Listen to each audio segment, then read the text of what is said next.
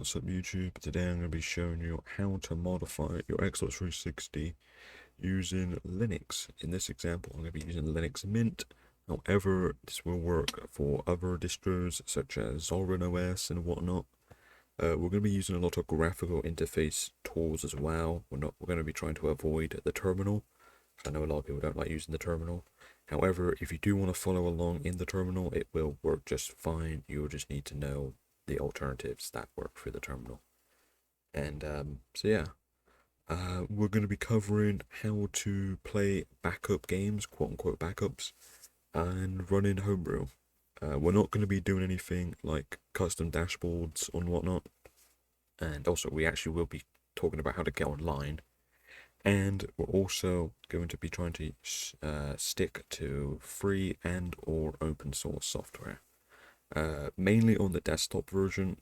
The Xbox 360 unfortunately does not have a very good homebrew scene. There's a lot of gatekeeping that goes on, and there's not much options in terms of homebrew. So we're kind of limited to a lot of things. However, the sake of this tutorial is to try and minimize it, and at least minimize it to the point where the software in question, the proprietary software we will be running, will be so old and like so well documented at this point that it's like there's not really any risk in it like one day just randomly pushing an update that, I don't know, breaks your whole console or whatnot. So unfortunately, like I said, there's not a lot of open source software for the 360. So the first piece of software we're going to be looking into is ISO to God RS. No, that's not just a random combination of words. This stands for ISO, which is the format that Xbox 360 games are in, to God, which means the God means games on demand, which is a format that the Xbox 360 can read the games in, and will also display it in the built-in dashboard. So that's why we're not going to be doing any sort of custom dashboard stuff, because we're going to be using the built-in one. And the RS stands for Rust because it's written in Rust. This is actually a command line tool, but it is really easy to use, trust me, so just don't worry about it too much. And that's basically the one thing we're going to have to download from GitHub. However, unfortunately, XeXMenu, which you probably know about, this is a file manager for the Xbox 360. It is proprietary, unfortunately. However, it's also archived in a proprietary RAR format. So if I tried to download this and extract it, it wouldn't work. So to make that work, we will need the non-free version of RAR, or UNRAR, I suppose. And to obtain that, we've got to go into the software manager in Linux Mint, or you can use your terminal if you really want to. Just search UNRAR, and you'll see this one. It's just called UNRAR. UNRAR free. This is the free version, which means free software, not as in free as in price. This one's also free as in price. However, the software is not free as in freedom. I've already got it installed just for the sake of this tutorial. However, if you don't want to install this, which is fair enough, I personally don't mind installing it for this example because this is a virtual machine, so I don't really care what's in this virtual machine. I will provide a link in the description to an extracted version of XeXMenu. However, I usually wouldn't recommend that because I'm just a random YouTuber who knows what I've done with that file, right? So I personally would actually recommend making your own virtual machine, downloading it, extracting it, and then transferring it to your host machine and then to your Xbox 360. I know there's a lot of messing around to do. If you can trust me, thank you. And I guess just use my version if you don't want to install this version of UNRAR. Otherwise, just do the virtual machine stuff, which I actually would recommend. But if you do trust me, thanks. But I don't blame you if you don't trust me. So no offense taken. So anyway, so now that we've got those two things addressed, I guess we can actually start modding the console. So we're going to be using something called bad update. Now, we're going to be using the original bad update. I know there is something called a bad avatar. However, I'm just personally not a fan of it. I don't really like using it.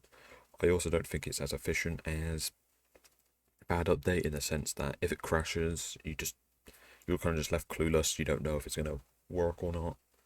So I'll just recommend using the original one, it's not that much of a hassle to, set up and whatnot. Some people act like pressing a few buttons makes it hard, but it is, I guess, a bad avatar is slightly better because you just turn the console on and it's kind of just modded. But if you encounter an issue on there, you're gonna cook. So anyway, so I'll leave this link in the description. You just want to go over here, press download, and you'll get to this area here. You just want to press on this one here, not tools or these two source code. You just want to press on this one here, the X360 bad update retail USB. You want to download that and just open it up, and you'll have this here. Now you want to just right click it and extract here. You'll have this file here, and we're going to be using Rock Band Blitz, and you'll have these two files here. So to obtain Rock Band Blitz, you can find that pretty easily online. I will leave this in the description below, where you can download the game. All you have to do, you'll go to these, you'll see these two downloads. You can download either one, they're both the same file. So this will start downloading. Now whilst this downloads, we're actually going to prepare a USB for the modding to work, right? So what we're going to do, we're going to switch over to our console, and I'll show you how to prepare the USB. Now once you're into your console, you just want to go over to this top bit and go over the settings, press on system, go to storage, and you'll have this little menu here. You might not have all of these here, you might just have a hard drive, you might just have a memory unit, you might not have this cloud thing. Just don't worry about any of that right now. You're just going to want to get your USB and plug it into the console. There you go. So now you're going to have this USB. It might say like unformatted, or it might have a different size or whatever. It doesn't really matter. All you have to worry about is pressing Y on it, and then going down the format, and then just press yes. This will format the USB into FAT32, and you can format it on Linux using FAT32. However, it requires some specialized software and also a bit of terminal work, so I figured just for the sake of simplicity, I will just do it through the console. Okay, so once the system has formatted the USB, we can unplug it, which just like so. You should see it should disappear from there. Then we'll go back to our computer, plug in the USB, and I'll show you what to do from there. Okay, so now that we're in our USB, you can see it just opened up, and you'll see here we've kind of got some matching directories compared to our bad update file. So like I said, we're going to want to go into this Rock Band Blitz directory, and we're going to want to see this content directory. All you want to do, you just want to paste it here. You might get something like this. All you want to do, you want to press apply this action to all files and merge, just like so. And you'll see here we have all these directories here. Just don't really worry about it. You can see how it works on both of these, just like so. You don't really need to worry about what they are right now. I will just go back to the very start. Okay, so now once you're, this is in the root of the USB, by the way, as you can see. That's where the content would have gone. And we're also going to do the same with the bad update payload. Now make sure this goes into the root like this, not into this content directory. You don't want it in here. You want it in the root of the USB, next to this name.txt file. Now that we've got that there, what we can do, we can then go over to the Rock Band Blitz game. As you can see, I can extract this here, just like so. And you'll see this content directory. Now inside of here, you'll have another bunch of zeros. That's good, you want that. So again, you want to just drag this into the root of the USB, just like so. And you also want to apply this action to all files and merge, just like last time. And that might take a moment, so just let that do its thing, and I'll let you know when it's done. Okay, so there you go, that's Rock Band Blitz put onto the USB. So now we just need one more file, which is actually the payload itself. Now you might be thinking, why haven't we got the payload here? Technically true, but not entirely, because this directory just handles some of the payload. However, we need the actual payload XeX file itself. Now for that, we will be using XeUnshackle. This one is open source software. And there is another one called Free My Xeon or something like that. However, I don't recommend it. I prefer this one. Well, they're both open source. However, this one automates a lot more stuff than Free My Xeon. So I would just recommend this one. This seems to be the latest one in the work. So we're just gonna go over to this button over here under releases. Let's click on that. Then when we scroll down, you'll see a XeUnshackle beta. Just going to download that. It might not be beta in the future. Just download this top one. As long as it's not the source code, you're fine. Unless you want to compile it yourself, I suppose. But anyway, so once we get this file, again, we're just going to extract it. And we'll have this XeUnshackle beta directory. And you'll see all these files. Now, all you're going to do, again, you're just going to want to drag them all. Well, you don't really need this one. If you want to keep it clean, you don't need that one. Then you just want to drag and drop it into here. You'll see this. You just want to apply this action to all files, then merge. Just like that. There you go. Now it's ready to go. However, you're probably going to want to install some homebrew, right? So we might as well do it whilst it's here. So to install the homebrew, we're going to go over to XeXMenu. Now, unfortunately, XeXMenu actually is proprietary software. It's not open source, and so we're kind of limited to just this. There is not really any sort of open source and or free/library alternatives to this. So we kind of just have to make do with what we got. And this will be the only proprietary piece of software we'll be installing at the moment, as long as you but when we get to the online, we will be installing something else that requires proprietary software. But all we have to do, go down here, press this live download, and that will start download. It's not too big of a file. And also, just for those, just to continue what I was on about, this guy, he hasn't updated this since 2012, and this is also the official place to download XeXMenu. So if you're just concerned about the file being compromised, as long as you're getting it from here, you'll be fine. However, like I said, I will be linking a direct download to the file in the description. However, as you can see, I am not actually, there are no cuts in this, well, this bit isn't going to be cut, right? So what I'm going to do, I'm just going to extract it here, right? Extract it here, then we're going to load up XeXMenu. You're going to want to extract this version here, just like so. And you're going to get this directory here, code 9999.0008000. You're going to have this file here. This file here is XeXMenu itself. Just to prove that I haven't modified the file, I'm going to run some commands in here just to get the hashes. Let's get this one. Now, if you want to be like 100% sure that the version of XeXMenu you have has not been modified, they should match this hash and this hash. Now, this software hasn't been updated since 2012, so these aren't going to change anytime soon.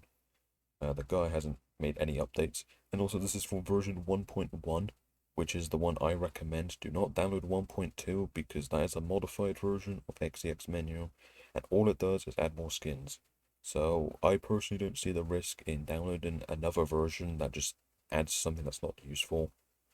Just download this, get this version, it's the official version, and you got the hashes here. So make sure, if you really want to make sure that this version is not modified, compare this hash to this hash. And you can also do that with the one I provide in the description, if you don't trust it. And also do it in a virtual machine, like I said, if you want to do all that. Anyway, so if you don't care about any of what I just said, don't worry, it's not that important. It's just for the people that are like, oh, you might have modified it or whatever. So, what you're going to do, you're then going to want to just take this, open up the USB again, except you're going to want to do something a little bit different this time. You're going to want to go to the content directory, and you should see this 000 directory. There should be 16 zeros here. You're going to open it up, and you want to put this into here. That's very important that you do that. And that will transfer. That won't take too long, so I'll see you guys in a minute. I actually finished as soon as I said in a minute, but there you go. So now the USB is fully ready. When we boot into this USB, we can launch the initial exploit, and we should be able to run homebrew.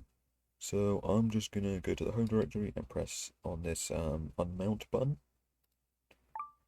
And I'm going to take out the USB and plug it into the Xbox 360, and I'll see you guys there. As you can see, we're back on the 360. So I'm just going to plug in the USB into the console. And there you go, that should display there. There you go. Free devices.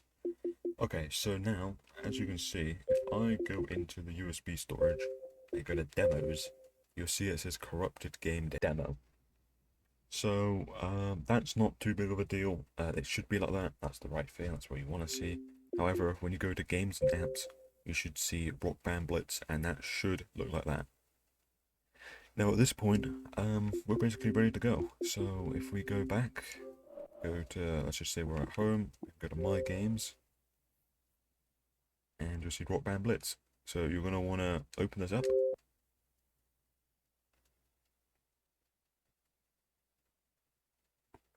Wait for this to load. Okay, so once it's loaded, you're just going to press A once. You should see something like this. You want to go over to the USB storage device. Make sure it's the USB storage device, not the memory unit or not the hard drive. You want it to be the USB that you picked. So you're going to want to just click on this. It should say run an exploit. Now, this could take a minute. You'll be able to tell if it crashed or not because the background will have paused. But it's usually pretty reliable nowadays. If it does crash though, just reboot the console and try this again. It's not a big deal if it doesn't work the first try.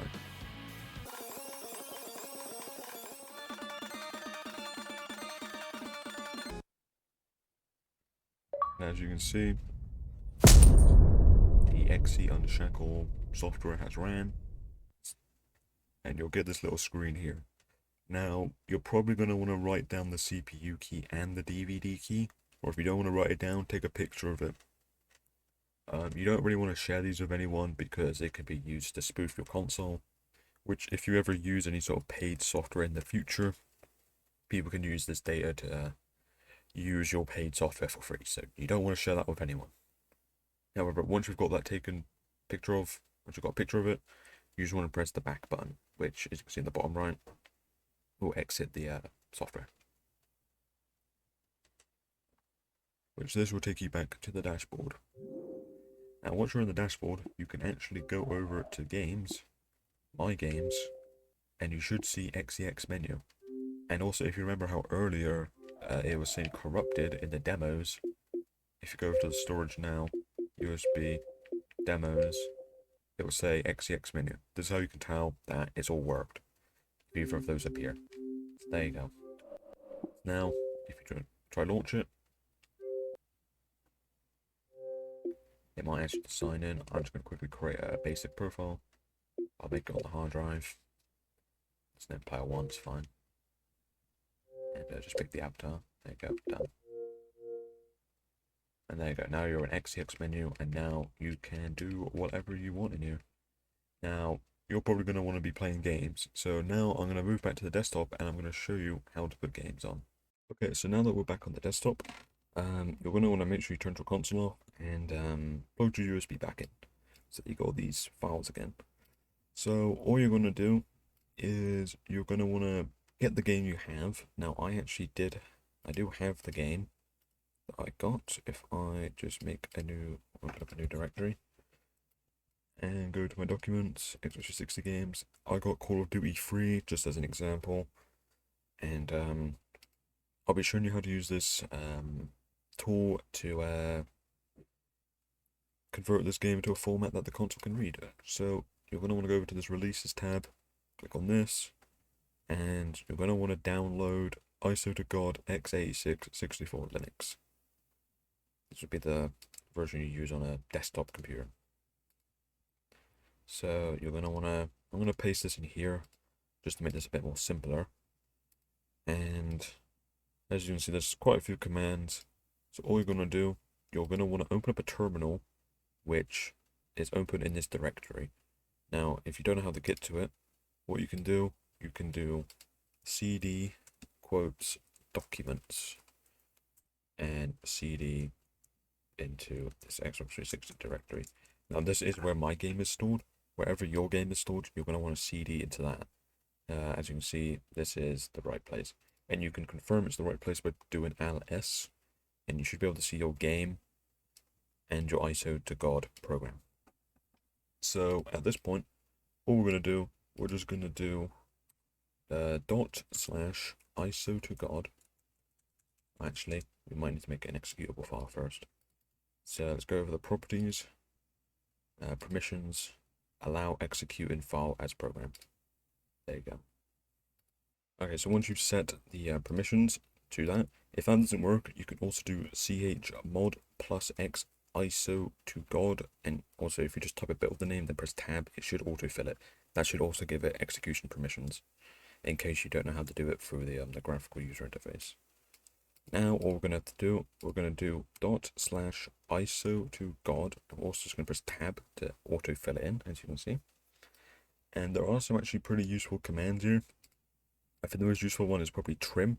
This will actually save a little bit more space on the file itself, just so that you don't have to it can save a bit more space, which is good. So don't really know why I was trying to explain that. So I'm going to put the command /dot, just 2 little lines with the trim at the end. Now we're going to want to pick the game. As you can see, it's Call of Duty 3.iso. So we're going to do another space after the trim, do 2 quotes, then do call space of, well, we'll just put O, then just press tab, which will autofill it in. Now we're also going to need a directory to output it to. So I'm just going to call this cod 3. You can put quotes around it if you want. Then you want to press enter, and as you can see, this will start extracting that game into this directory. So let's let that do its thing. That shouldn't take too long. Really depends on the size of the game. Okay, so now that I've extracted the game into this directory, as you can see, it's got this little directory here of the 415607E1. If yours is not the same one as mine, it will not say that. It will say something else. Just don't worry about that. That should be a different name. It should be just like completely random, and there should just be a bunch of bunch of files in here. They will look different. Every game does it differently, so if it doesn't look like mine, that's fine. Just make sure it has something inside of it that resembles this. Anyway, so once we've done that, all you're going to want to do now is open up another directory here, go to your USB, and transfer the game onto your USB. Now, this could take a while, depending on the size of the USB, the size of the game, and how fast your USB is. Mine in question is not very fast at all, so this is going to take a pretty long time. So I will come back once this is done. Alright then, well, the game is successfully transferred over to the USB, so I'll show you what to do from here on out. So you want to plug this back into your console and turn it back on. I'll show you what to do now. Alright, so now that we're back in, we can sign back into our account. And just a little tip, if you don't auto sign in, I'll quickly show you how to auto sign in. Just in case you just want to try it on and just get straight to the experience. All you have to do, press the home button, go to the profile, sign in preferences, auto, and yeah, that should just work every time you start now. Go to the recents, and we should have Rock Band Blitz. So open that up. And we're just going to run the exploit as we normally would.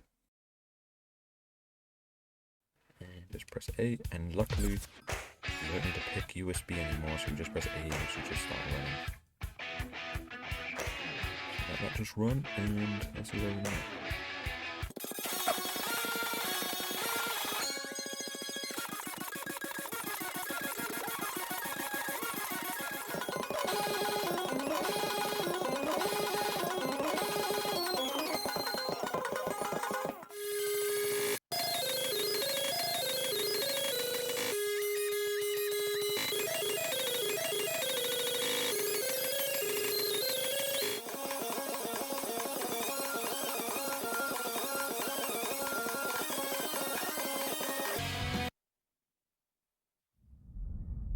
Alright, here we go. It's always satisfying when this works. I've never actually had it failed on me. Well, other than when it used to have a bad success rate, but anyway, here we go. So now we've got back in here, so just exit out of that. Don't need to read that. I've already explained what that all is. And now, once we get back into the dashboard, we can then access XeXMenu, which we'll use to just go to recent because we've already opened it before. Go to the XeXMenu. That is pretty important. You're going to want to press right bumper, which will take you over here. You want to go down one. You want to go into the directory that you pasted over, which is this one. You then want to press, you want to press Y on it, like so. Then you want to cut or copy, it doesn't really matter. I will just cut it, just like that. And then you want to press X and go over the hard drive one, or HDD one. You then want to go into content. You want to go into all the zeros. And then want to press Y again, and then press paste here, just like so. If that did nothing, then what you can do is try copy it instead by just pressing X. You press X, then go back to the USB, then press Y again on the folder, press copy instead of cut, and then go back by pressing X again, hard drive 1, and try paste it in that same directory. And that should just start transferring. So, yeah, I'm going to let this go for a bit, and this should hopefully take less time than it did to transfer the original file, because it's just copying and pasting it now. So, yeah, I'll see you guys in a minute. Alright, so now that you've got that installed, as you can see, the directory has been placed here. All you have to do, press the home button, go to your dashboard, and if the game worked, it should appear in your games. And there you go. All you have to do, it might take a while to update because it's off the hard drive. And yeah, you just launch it. Make sure it all works. And there you go.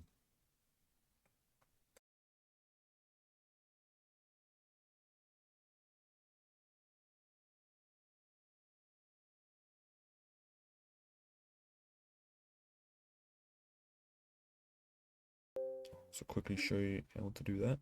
So exit the game, just go to guide menu, and exit the game. Most of the game should appear in here now. Still no icon, but not too sure why that's there. Might appear if I connected to live. But speaking of which, I guess we'll talk about how you can connect to live. So try for console, let's get back to the PC. Okay, so now that we're back on the PC, we can actually delete that directory we put on here, which was this one, because we no longer need it because we already transferred the files over to the hard drive. Okay, so now you're probably wondering, how would I connect online? You can't just connect directly, because if you do that, you'll just get banned immediately, so you don't want to do that. What you need to use is a stealth server. Now, luckily, there's paid and there's free ones. You probably don't want to use a paid one. If you want to use a paid one, if you want a high quality paid stealth server, I highly recommend XBLStealth. They are usually pretty cheap. They can get lifetime for $17, so that's really not a lot. They used to be quite expensive back in the day, but yeah, they're not really as much as they used to be. And they offer quite a lot of features, like no KV mode. That's useful because like sometimes even with a stealth server you can get banned. So if you do get banned, this will give you a new KV, and usually a KV is like Microsoft bans your KV, so these stealth servers will give you a free KV, so you can go back online even if you have a bad one. However, if you don't want to buy one of these, or maybe the price is higher than normal, usually they're always on discount, so maybe you just want to wait until they've got a better offer, you can use Proto, which is a very good stealth server. I've heard lots of good things about it. However, it's very minimum. There's basically nothing to it. Like with XBLStealth, you get all these cool features, but with this one, it's kind of like you can connect to online and that's it. If that's all you care about, then just go with this one. Don't even worry about paying for it. But if you want these other cool features, which I would actually recommend, at least this one, this is worth the money. Just trust me, because otherwise you're going to be paying like probably every few months you're going to be paying for a new KV. So just pick whichever one you want to go with, and I'll just show you how to set up this one. So to set up this one, make sure you go to this website. I have a link in the description alongside everything else. you just want to press this cloud button here with like the little down arrow, click on it, and it will download it. So you want to open this up, you then just want to extract it, and you have this Proto directory, and in here you have these files here. All you want to do with these files is you want to get these two here.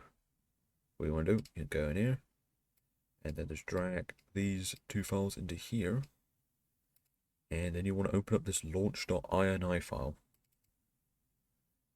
Now in here, what you're going to want to do, oh actually let me pause this, you want to go down till you see this plugin area here.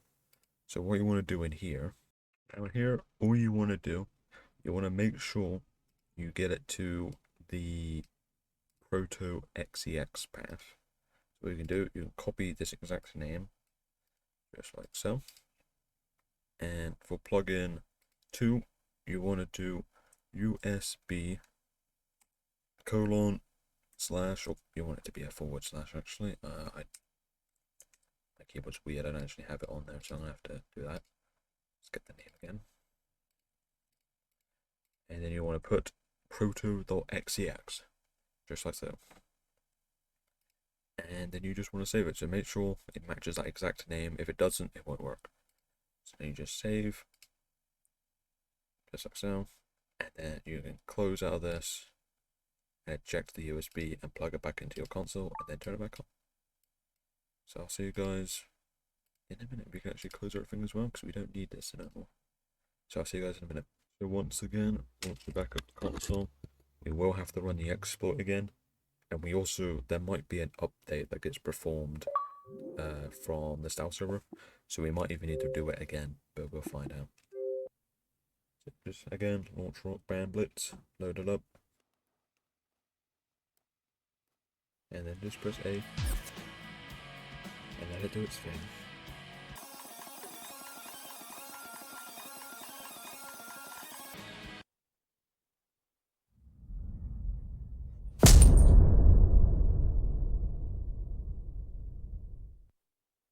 Okay, now once I press back, we should get a notification in a bit about Proto.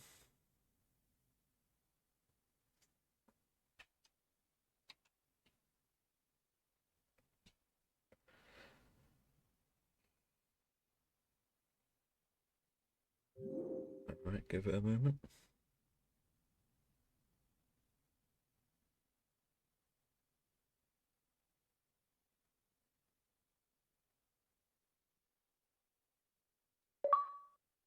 There you go. And then we just wait. This will reboot and we will have to run the exploit again.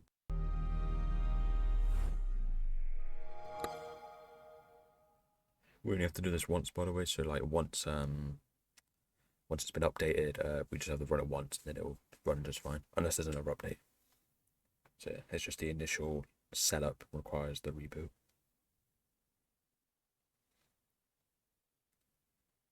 So again, just gonna launch the exploit. Don't need to explain this, you already know how it goes.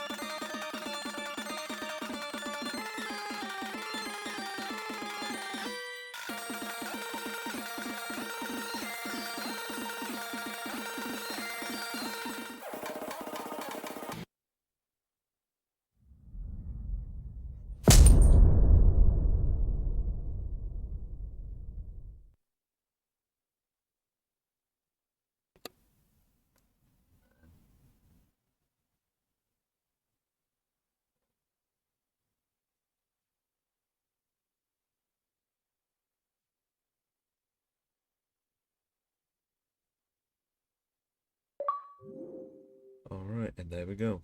This is Proto ready to connect to Xbox Live. I could now connect to Xbox Live and that would work just fine. I'm not going to connect to Xbox Live because I don't actually really want to get this console banned, but I did just want to showcase that it is possible to connect to Xbox Live, and from this point forward, it's pretty self-explanatory. Like, you just make an account or sign into your account, connect it, and it should just work. So yeah, you can also see now that if I open up the home menu, I also get a Proto 2.4.2 enabled. It might be a different version for you. Also says how long I've been unbanned for my KV. Obviously, it's been 0 because it's been 0 days. So yeah, so that's about it. You're now ready to do whatever you want on your console, and as you can see, I can still obviously load up my games, load up Call of Duty. I would have recommended avoiding running these two. This one because you don't really need to run it again, and this one because if you run homebrew whilst you're connected to live, you increase the chances of getting banned even further. I'm pretty sure Proto actually has measures to prevent it, but I would still just like rather safe than sorry, you know. So just stick to launching official games like Call of Duty. So yeah, that's gonna do it for this video. If you like this video, leave a like. Dislike it if you dislike it. If you have any issues, let me know in the comments. I'll try my best to respond. And that'll be it. See ya.